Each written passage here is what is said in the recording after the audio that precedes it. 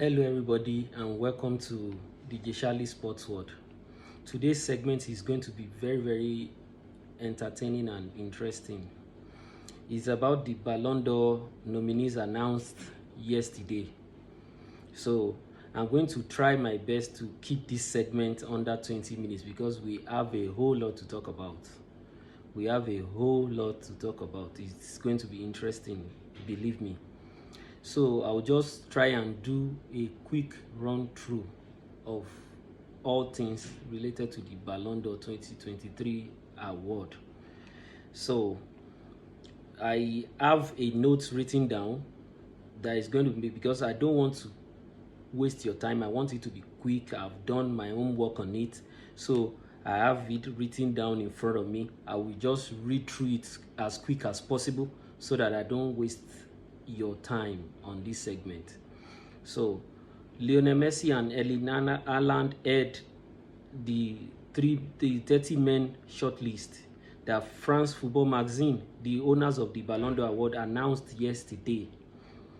Of course, Messi has claimed 7 record titles already, Ballon d'Or trophies, in his illustrious career, and is the favorite to win this year's edition again, helping Argentina win the World Cup in Qatar 2022 World Cup. The Ballon d'Or is the most prestigious award the most prestigious and the most valuable award in world football. Should Messi win it, it will put him a whole 3 clear of the next best challenger and winner, Cristiano Ronaldo, his forever rival, who has 5 of his own and incidentally wasn't nominated for this Ballon d'Or for the first time in 20 years. You can see the longevity at play. Let me repeat that again. Cristiano Ronaldo was not nominated for this year's Ballon d'Or. That will make it the first time he has not been nominated since 2020, since the year 2003, and we are in 2023. It means he's failed to make the nominees list for the first time in 20 seasons. I don't know where I was 20 years ago. Cristiano Ronaldo is an epitome of longevity. The winner will be announced at the ceremony at the Théâtre du Châtelet in Paris on the 30th of October later this year. A quick note, the Ballon d'Or is usually voted by 100 journalists from FIFA's top 100 ranked member nations, which means the top 100 ranked countries all over the world. They pick each one journalist from the top 100 countries. So those journalists will make their top 5 picks. So the winner will now be gotten from their top 5 picks ranked in points. Maybe the first place winner will have 3 points. The second, you understand what I'm trying to get at. So let me quickly do a run through the top 30, the 30 nominees. I'll be brief in doing that. I'll just run through their names. Andre Onana, Manchester United and Cameroon. Josko Gvardiol, Manchester City and Croatia. Karim Benzema, Al Ittihad of Saudi and France. He retired actually. Jamal Musiala, the youngster from Bayern Munich and Germany. Jude Bellingham, Real Madrid and England. Bukayo Saka, Arsenal, the Nigerian-born Arsenal and England footballer. Randa Kolo Muani, PSG and France. Kevin De Bruyne, the great midfielder from Man City and Belgium, captains of the 2 teams. Fischer Kvaratskhelia, the Napoli and Georgian brilliant winger that reminds me of Eden Hazard at his peak. Ruben Dias, the Manchester City and Portugal central back.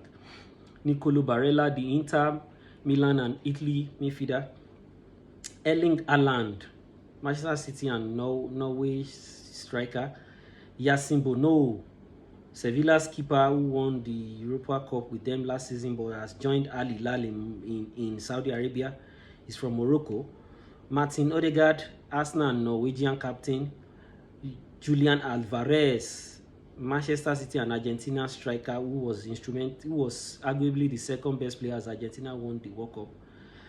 Ike Gundogan, the Manchester City midfielder who recently joined Barcelona, is a German footballer. Vini Jr. of Real Madrid and Brazil, Lionel Messi of Inter Miami and Argentina, Rodri of Manchester City and Spain, Lautaro Martinez of Inter Milan and Argentina, Antoine Griezmann of Atletico Madrid and France. He was nominated once again. Robert Lewandowski of Barcelona and Poland, Kylian Mbappe of PSG and France, Kim Min-jae of Napoli and South Korea, Victor Osimhen of Napoli and Nigeria, the Nigerian Nightmare, Luka Modric, the effervescent and durable Real Madrid and Croatia midfielder, Harry Kane of Bayern Munich, the former Tottenham striker is of Bayern Munich and England. Those are the 30 footballers on this year's Ballon d'Or nominees list. So I have my own top 10 from this list. I worked on them now, and I'll just give you my reasons why they are the 10 best players currently in world football. So the number 10 is Bukayo Saka of Arsenal and England. The Nigerian international of England descent, the England international of Nigerian descent. The winger just won the English Men's Player of the Year for the second year in a row. That's a big award. He beats the likes of Harry Kane, Jude Bellingham, Declan Rice to that award this year again, while also winning the PFA Young Player of the Year, coming second to Erling Haaland for the PFA Player of the Year outright. So you can see that he had a great season last year, and you can also actually see from the way his game has been developing in our eyes that he's going to be easily one of the 5 best players in world football very soon.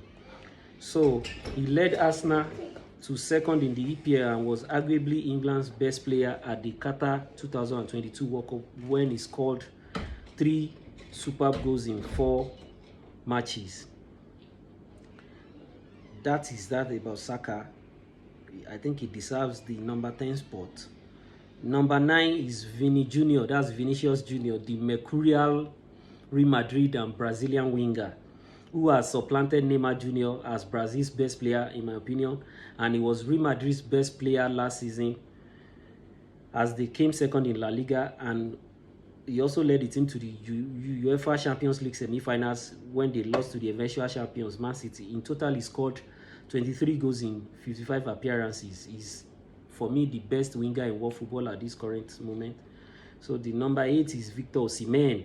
I name him the Nigerian Nightmare of Napoli, Triple N. That's the nickname I've given to him. Whoever knows him should tell him that somebody has dubbed him Triple N. That's Nigerian Nightmare of Napoli. He led Napoli alongside 2 other standout players in Kvaratskhelia, who for me is the 11th best player on this list, and Kim Jong-min, who left for FC Bayern earlier this transfer window. He was top scorer. He scored 26 goals as Napoli won the Serie A title for the first time since Maradona won with Napoli in 1989. See that achievement. He led Napoli to their first Serie A title since the great Diego Maradona, who some people ask as the GOAT in football history. At least they have him top 3 among Lionel Messi, Pele, and then you can now put maybe Cristiano Ronaldo as the top 4 players in the history of football. So he also broke legendary striker Samuel Eto'o. That's for me the best striker in African football history. He broke Eto'o's record of 46 goals in Serie A. In all, he scored 31 goals in 39 matches, and his injury unfortunately coincided with Napoli being dumped out of the UEFA Champions League at the quarterfinal stage last season. So number 7 is Jude Bellingham. This young boy is doing wonders in football right now. He's just 20 years old. He just clocked 20 this June. So you can see how young he is. I was almost out of secondary school when this boy was born, and he's already doing wonders already. The 20-year-old phenom is arguably already the most complete midfielder in world football at the moment. He's already a court hero at Real Madrid after joining from German giants Borussia Dortmund, when he lost out to Bayern Munich in heartbreaking fashion for the Bundesliga title on the last day of the season. He won the Bundesliga Player of the Year at just 19 years. That was a personal consolation for him last season, and he's arguably already England's best player alongside Harry Kane and maybe Bukayo Saka. He just joined Real Madrid, and already he has scored 5 goals in 4 league games, and he has already scored 3 winning goals, 3 crucial winning goals already to lead Real Madrid to the top of the table this early season. So for me, he's the 7th best player on the list. Then Ruben Diaz is the 6th best player on this list. I won't talk much about him. He's a central back. He's arguably the best. The Manchester City forward is generally regarded as the best central defender in world football right now, and he was the standard defender alongside John Stones for me, as Man City won a prestigious treble last season, and he's one of the team's captain too. Kevin De Bruyne is the 5th best player on this list for me. For me, he's the best player in the Premier League. He's even better than Erling Haaland for me, in my opinion. And he's widely regarded as one of the best players of his generation. He's won several awards already. He's won the PFA Player of the Year twice as a midfielder. That's a great feat. Kevin eventually led Man City to an elusive UCL UEFA Champions League trophy after several outbreaks in previous editions of the competition, of Europe's premier competition. He is the assist king of Europe. He actually has the 2nd most assists, and guess who has the most assists in Europe top 5 leagues in the last 10 years? That's the one and only Lionel Messi.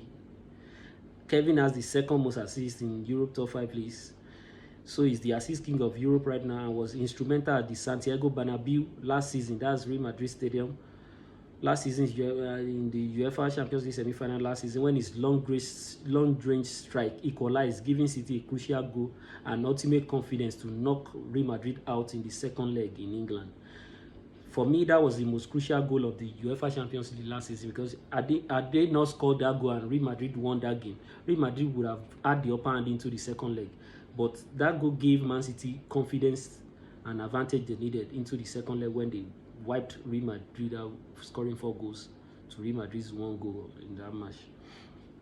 So for me, Rodri is the 4th best player on this list, and for me, the best central midfielder in world football right now. Mbappe left the Spanish giant metronome from a podium finish, in my opinion, because Mbappe was terrific and the World Cup, and is quite simply for me the best player in world football right now. But Rodri's contribution to Manchester City's treble can't be understated. He made the PFA Team of the Year as they won the English Premier League, and he also scored the crucial and only goal against Inter Milan in the Champions League final last year. He's the best central midfielder in world football right now, so he's number 4 on my list. Number 3 is Kylian Mbappe, the French wizard. Had Mbappe won the World Cup, he would undoubtedly be the favorite to win this year's Ballon d'Or. That is out of the question. He would have won the Ballon d'Or had he won that World Cup tussle with Lionel Messi. But we have to settle for top place, in my opinion. His heavyweight duel with former teammate and idol Lionel Messi at the World Cup quarter-final 2022 is the most watched sports event in history, and he lit the World Cup final up by scoring a magnificent hat-trick, only the 2nd player to do so in World Cup history after Geoff Hurst of England in the 1966 World Cup. So, and he led